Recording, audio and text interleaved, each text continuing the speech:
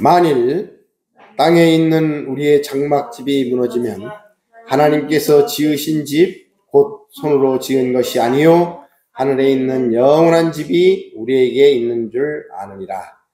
참으로 우리가 여기 있어 탄식하며 하늘로부터 오는 우리 처소로 덧입기를 간절히 사모하노라. 이렇게 입음은 우리가 벗은 자들로 발견되지 않으려 함이라. 참으로 이 장막에 있는 우리가 짐진 것 같이 탄식하는 것은 벗고자 함이 아니요 오히려 덧입고자 함이니 죽을 것이 생명에 삼킨 바 되게 하려 함이라. 아멘.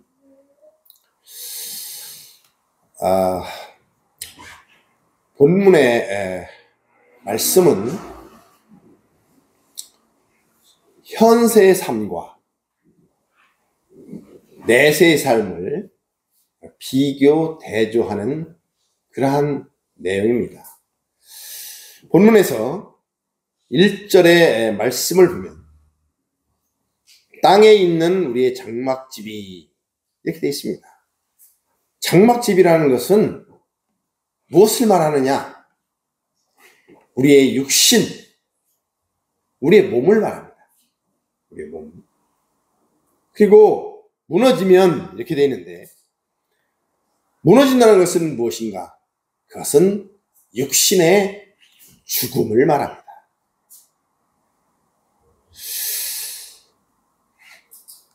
그리고 다음에 나오는 하나님께서 지으신 집, 곧 손으로 지은 것이 아니요 하늘에 있는 영원한 집이 우리에게 있는 줄 아느니라. 하늘에 있는 영원한 집이라고 되어 있습니다. 이것은 무엇인가? 이것은 이제 예수님께서 다시 오셔서 재림하셔서 성취될 우리 육신의 완성된 부활체를 의미합니다.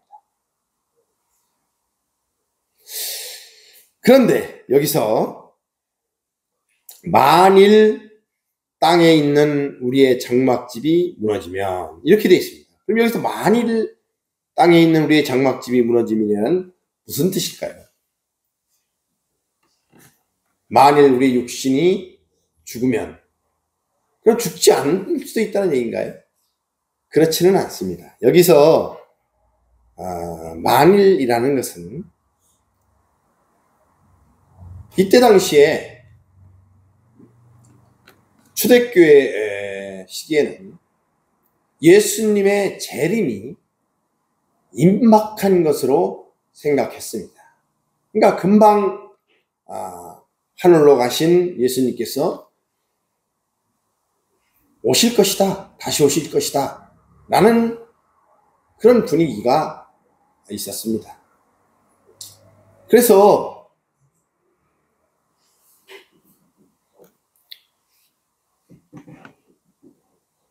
이 예수님이 다시 오셨을 때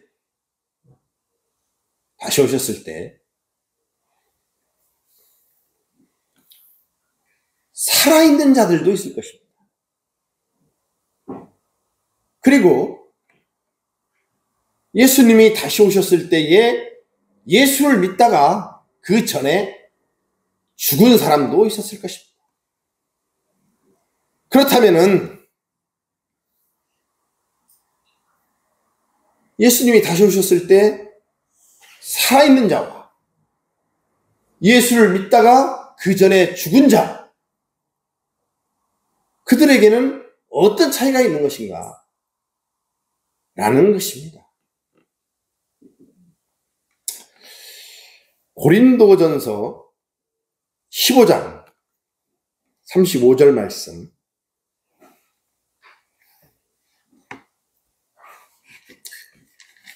고린도전서 15장 35절에서부터 끝까지는 우리 육신의 부활에 대해서, 몸의 부활에 대해서 말씀하고 있습니다. 그래서 너무 길어서 35절에서 38절까지만 우리가 한번 읽어보도록 하겠습니다. 누가 묻기를 죽은 자들이 어떻게 다시 살아나며 어떠한 몸으로 오느냐 하리니 어리석은 자여 내가 뿌리는 씨가 죽지 않으면 살아나지 못하겠고 또 내가 뿌리는 것은 장래의 형체를 뿌리는 것이 아니요 다만 밀이나 다른 것에 알맹이 뿌리로되 하나님이 그 뜻대로 그에게 형체를 주시되 각 종자에게 그 형체를 주시느니라. 아멘. 이게 무슨 말인가 하면 그럼 우리가 육신이 예수님께서 다시 오게 되면 다시 오실 때에 그때는 이제 새로운 부활체가 된다는 것인데 완전한 부활체. 그 모습이 어떤 모습일 것이냐? 우리가 궁금하지 않습니까? 모두 다 궁금하죠. 그 부분에 대한 말씀을 지금 쭉 하고 있는 것입니다. 그 중에서 오늘 말씀 내용을 보면 우리의 그 지금 현재 육신, 씨와 같다는 거예요. 씨. 그리고 부활체가 될 그 육신의 모습은 씨가 땅에서 썩어서 거기서 뭐가 생기죠? 씨가 자라면 나무가 되죠. 나무가 돼서 꽃이 피고 열매가 맺습니다. 그러니까 그 씨, 그 나중에 다 자란 나무, 이것과의 차이와 같다는 거예요. 그러니까 전혀 다르죠. 우리가 어떤 씨를 보면서 이게 나중에 우리가 물론 알 수 있는 씨 같은 경우에 나중에 이런 모습이 될 것이다 라고 알 수가 있지만 그러나 우리가 모르는 나무의 씨를 주면서 이 나중에 모습이 어떻게 될 것인가 상상을 하면 전혀 상상이 되지 않죠. 이렇게 우리의 육신은 부활이 되면 예수님께서 다시 오실 때 부활체로 변화될 것인데 그때의 모습은 씨와 나무와 같은 그러한 차이가 있을 것이다.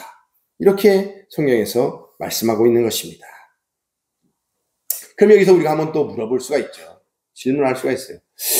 그렇다면은 우리가 죽으면, 육신이 죽으면 매장을 한다든지 또는 화장을 한다든지 또는 뭐 수목장 여러 가지 요새 많은 장례법이 다양하게 있습니다. 또는 뭐 비행기 사고가 나서 하늘에서 비행기가 떨어질 때는 그 흔적도 찾을 수가 없습니다. 그런 경우도 있죠. 또는 우리가 사고로 지체 장애를 입는 수가 있는데 그런 경우에 어떻게 될 것인가?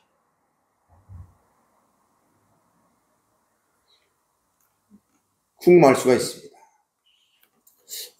저희 그 어머님이 이제 91세신데요. 권사님이십니다. 그런데 저희 부탁하기를 내가 나중에 죽게 되면 매장을 해줘라. 왜냐하면 예수님이 다시 오실 때 우리가 부활체가 돼야 되는데 그러려면은 뭐 흙이라도 흔적이 있어야 될 거 아니냐. 이렇게 말씀하시는 걸 들었습니다. 여러분 전혀 걱정할 필요가 없습니다. 어떠한 상황으로 우리 몸이 죽어서 매장을 하고 화장을 하고 한다 하더라도 모두 몽땅 완전하게 부활될 것입니다. 그와는 전혀 상관이 없습니다. 그러니까 그런 걱정은 하지 않아도 될 것입니다. 데살로니가전서 4장 13절에서 15절 말씀을 우리가 읽어보도록 하겠습니다. 형제들아, 자는 자들에 관하여는 너희가 알지 못함을 우리가 원하지 아니하노니 이는 소망 없는 다른 이와 같이 슬퍼하지 않게 하려 함이라. 우리가 예수께서 죽으셨다가 다시 살아나심을 믿을진대 이와 같이 예수 안에서 사는 자들도 하나님이 그와 함께 데리고 오시리라. 우리가 주의 말씀으로 너희에게 이것을 말하노니 주께서 강림하실 때에까지 우리 살아남아 있는 자도 자는 자보다 결코 앞서지 못하리라. 아멘. 당시 초대교회 성도들은 제가 방금 전에 말씀드린 것처럼 예수님께서 이제 얼마 안 있어서 바로 다시 오실 것이다. 임박한 재림을 믿는 그런 분위기였습니다. 그런데 그렇게 오셨을 때에 살아있는 사람들은 부활할 수 있는데, 부활체로. 죽어있는 사람들, 예수를 믿다 죽은 사람들은 어떻게 할 것이냐? 라는 것이 염려가 되었습니다. 거기에 대한 바울 사도의 답입니다. 거기에 대해서 전혀 걱정할 것이 없다는 것입니다. 당시에 살아있는 자들이나 이미 예수를 믿다 죽은 자들 모두 차별이 없이 완전하게 부활체로 변화된다는 것입니다. 그 몸이. 걱정을 하지 않아도 된다는 것입니다. 자, 데살로니전서 4장 16절에서 17절 이어서 같이 한번 읽어보도록 하겠습니다.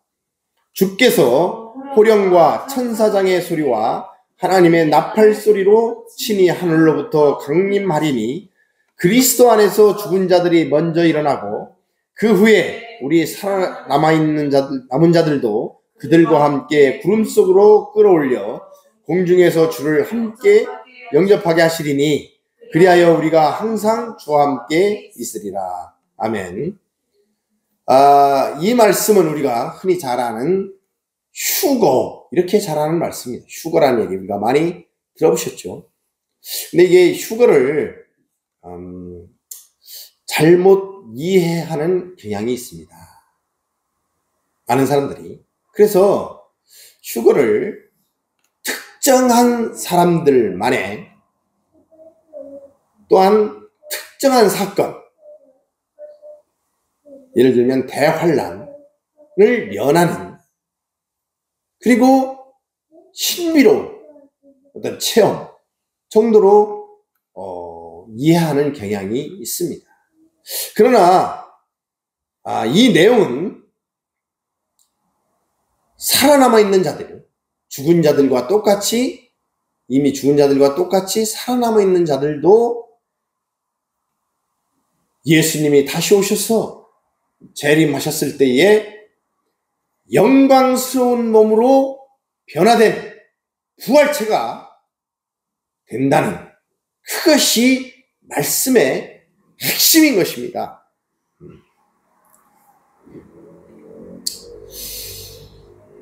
이 점을 우리가 기억을 해야 될 것 같습니다. 자, 그렇다면 육신은 예수님께서 다시 오셨을 때에 호연히 갑자기 이렇게 변화가 되는데요. 그럼 영혼은 어떻게 될 것이냐? 영혼은. 우리의 영혼은 어떻게 되는 것인가? 라고 궁금할 수가 있습니다. 자, 우리의 영은 어떻게 될 것인가? 이때 당시에 그 헬레니즘에는 영지주의라는 게 있었습니다. 영지주의라는 것은 우리의 영혼은 선하고 우리의 육신은 악하다는 이원론적인 그런 사상이었습니다. 이것이 널리 퍼져 있었는데요. 그러나 성경은 그렇게 말씀하고 있지 않습니다. 성경은 하나님이 우리 인간을 창조할 때에 그 영과 그 육신을 거룩하게 창조하셨습니다. 그런데 우리 인간의 죄와 타락으로 인해서 그 결과로 우리의 육신이 우리가 죄와 사망의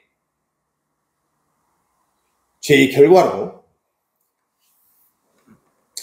사망이 오게 되었습니다. 그 사망은 육신의 사망과 영적인 사망이 있었죠. 그래서 영적인 사망이라는 것은 하나님과 우리가 관계가 단절되어 있는 것입니다. 분리된 것입니다. 모든 것이 하나님께로부터, 모든 생명과 모든 복이 하나님께로부터만 오는데 이것이 단절되어 버린 것입니다.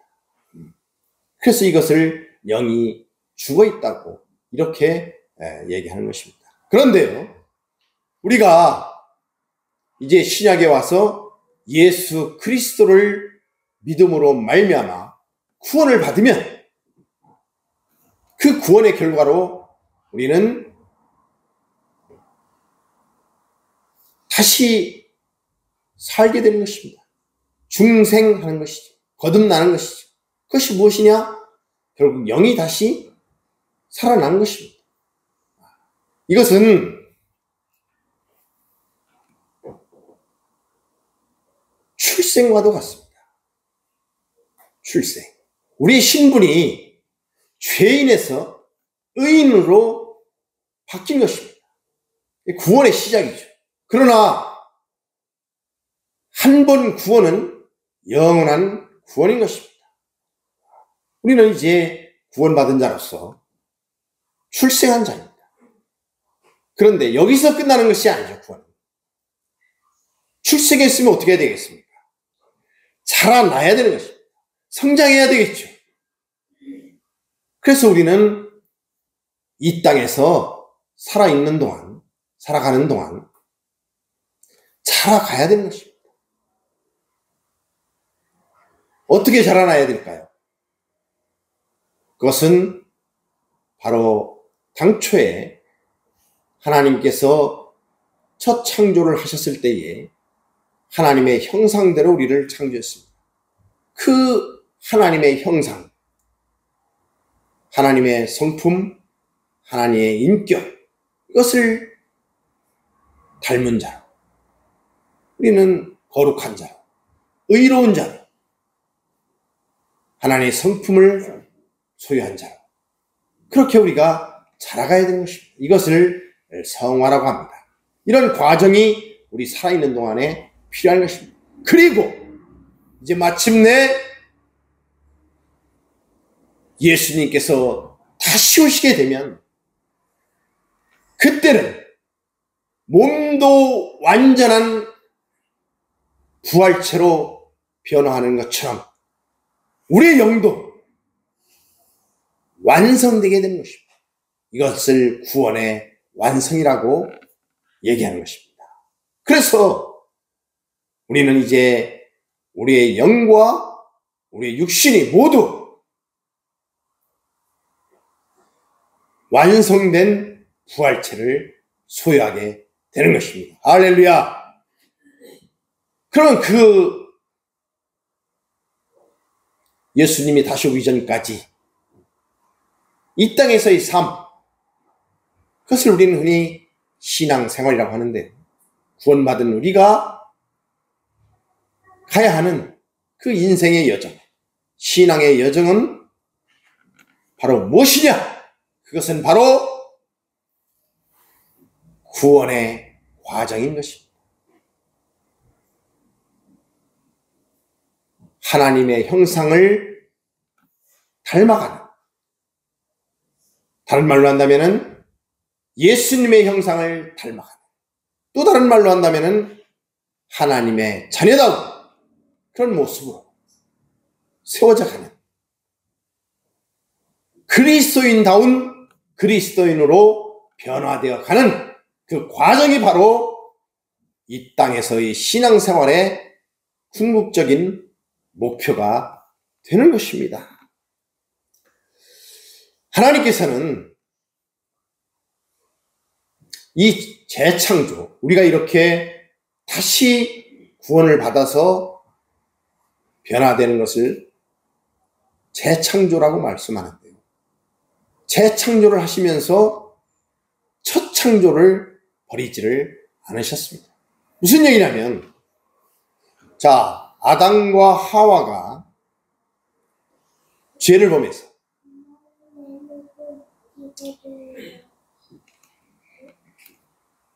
그 죄의 결과로 이렇게 인류가 비참한 생활에 들어가 있는데, 또한 인류뿐만 아니라 모든 창조물들이, 피조물들이 고통을 받고 있습니다.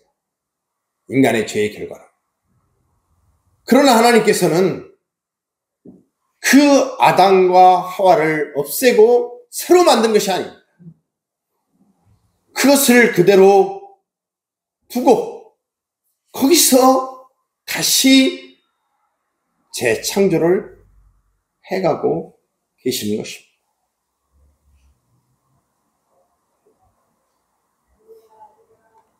그래서 하나님께서는 하나님이신 성자 예수님, 독생자 예수 그리스도를 십자가에 죽이시는 그러한 방법으로 재창조를 해가고 계신 것입니다. 이것은 하나님이 일하시는 방법입니다. 근데 오늘 고린도 후서 본문의 말씀에서 장막집을 비유하고 있는데요. 이 장막집은 바울 사도가 장막을 만드는 일을 했습니다. 그래서 이 비유를 한 것 같습니다. 장막이라는 것은 임시적이고 한계가 있는 것이죠. 장막이라는 것은 흔히 텐트 또는 천막 이렇게 말할 수가 있을 것입니다. 근데 이 장막집의 배경에는 구약의 광야 생활이 있습니다. 하나님께서 모세를 통하여서 종살이하던 이스라엘 민족을 애굽에서 탈출시켜서 이제 홍해를 건너서 하나님께서 약속하신 땅 가나안으로 인도하시게 되는데요. 이제 그 가나안으로 들어가기에 앞서서 민수기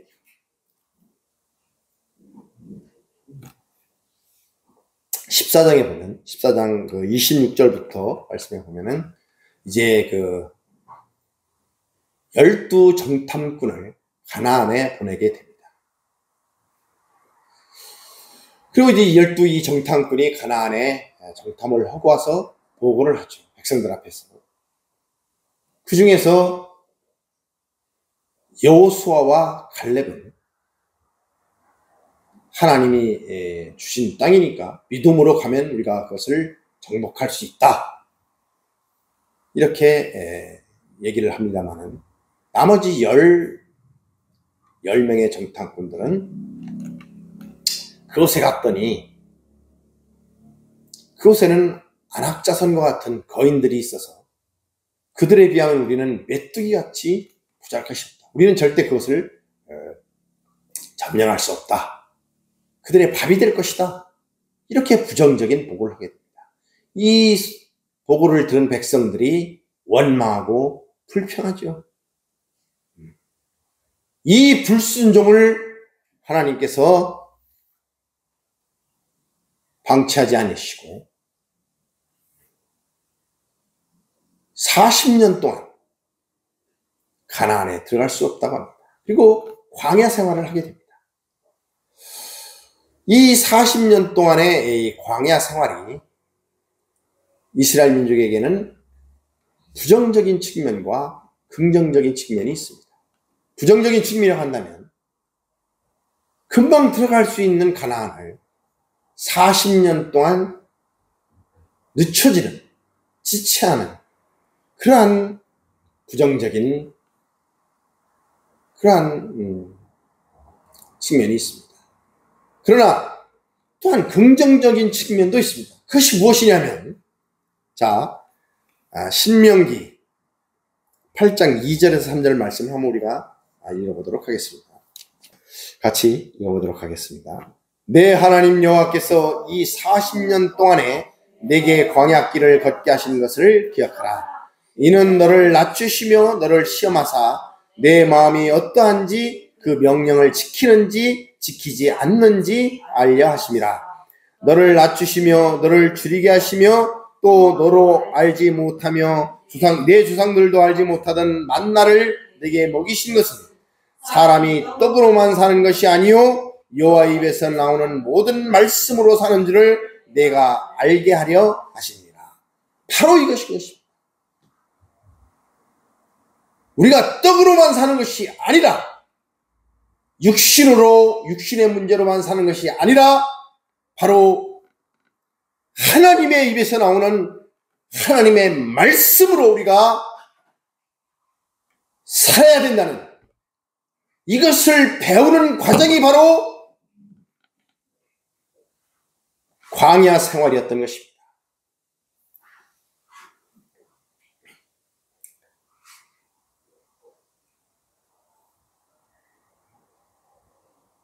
이 이스라엘 민족이 광야 생활을 할 때 쳤던 것이 바로 장막, 텐트,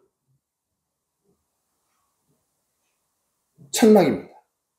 이것은 임시적으로 짓는 것이죠. 완전한 집이 아닙니다.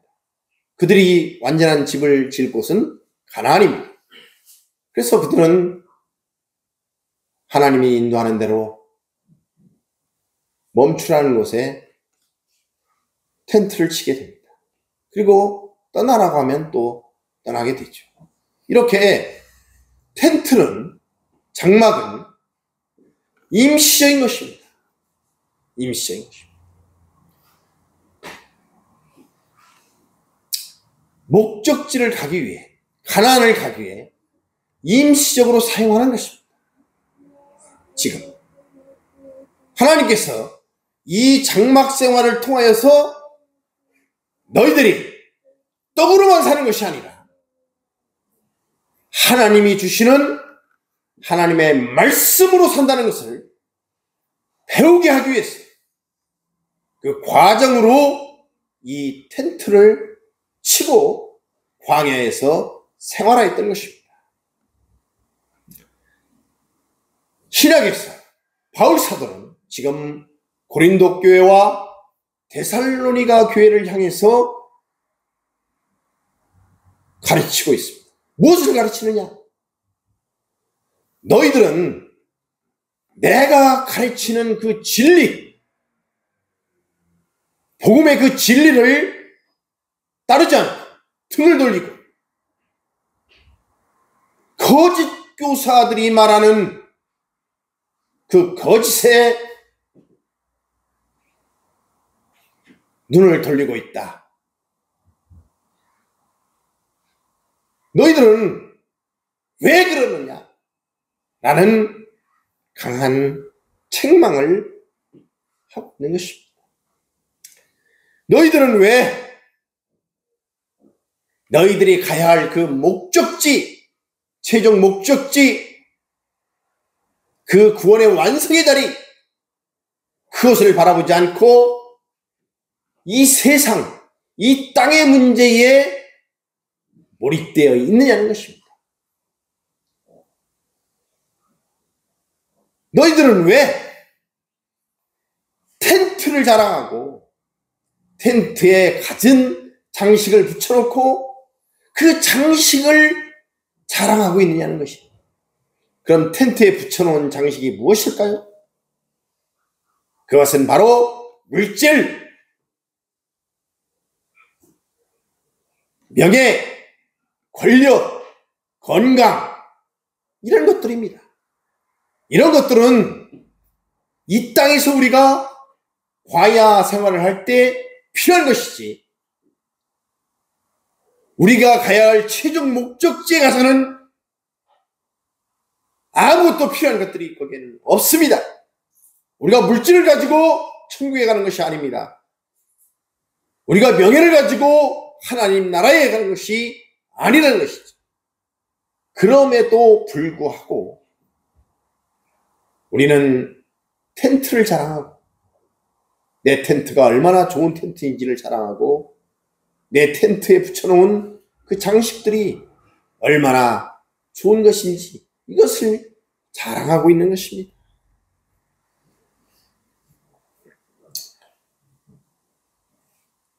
이것들은 하나님이 준비해 놓으신 저 영원한 소망, 하나님의 나라, 천국, 그것을 가기 위한 과정에 불과한 것입니다. 그러나 우리는 그것을 너무도 많이 잊고 있을 때가 있습니다. 우리가 이 땅에서 사는 동안 신앙생활을 함에 있어서 가장 궁극적인 목표는 무엇이 되어야 할까요? 이 땅에서의 삶은 임시적인 것입니다. 인생은 나그네 길입니다. 임시적인 것입니다. 그러나 하나님께서는 이 땅에서의 삶, 이 나그네의 삶을 소홀히 살으라고 하지 않으십니다. 이 땅에서의 삶은 바로 하나님이 예배해 놓으신, 준비해 놓으신 그 최종 목적지를 가는 과정이기 때문에 이 과정을 잘 살아가는 것입니다. 그래서 사실 하나님께서는 재림의 때를 말씀해 주지 않으셨습니다. 언제 예수님께서 다시 오신다는 그 재림의 시기와 기한을 얘기하는 그런 사람들은 다 잘못된 사람입니다. 그것은 오직 하나님 아버지만 아십니다. 데살로니가전서 5장의 1절 2절 말씀은 도둑같이 온다고 되어 있습니다. 갑자기 오신다는 거죠. 그럼 왜 그 시기를, 날짜를 말씀해 주지 않으셨을까요? 그것은 언제라도 예수님이 오시는 날, 그날을 준비하고 있으라는 것입니다. 마치 군대에 5분 대기조와 같습니다. 언제라도 예수님이 오시면 맞이할 수 있는 우리는 준비를 하고 있으라는 것입니다. 그럼 그 준비가 무엇입니까? 그것은 바로 우리가 영적인 성숙을 하는 것입니다. 하나님의 형상을 닮은 모습, 그리고 예수님을 닮은 모습이죠. 거룩하고 의롭고 그 모습으로 우리가 점점 자라가서 그 모습을 가지고 예수님을 우리가 만나게 되는 것입니다.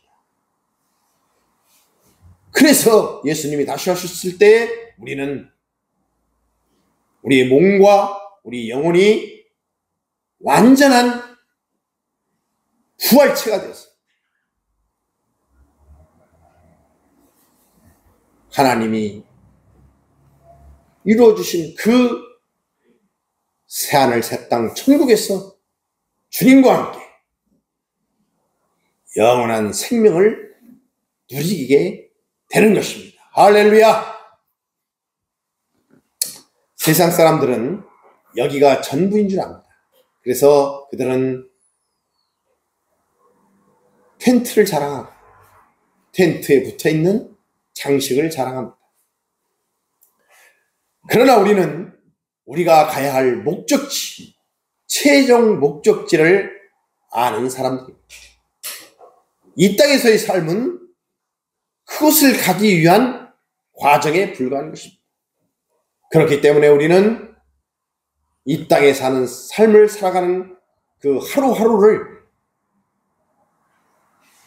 하나님이 기뻐하시는 그 모습으로 변화하기 위해서, 자라기 위해서, 성장하기 위해서 매일매일 자신을 돌아보며 훈련하는 그러한 시기인 것입니다. 온성교회 성도 여러분, 이 땅에서의 삶, 하루하루를 정말로 귀하게, 소중하게 살으셨어요.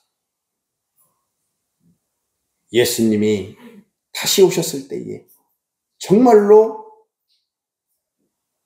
수고했다, 위로받고 칭찬받는 그러한 변화된 모습으로 성장하시기를, 자라가시기를 주님의 이름으로 축복드립니다.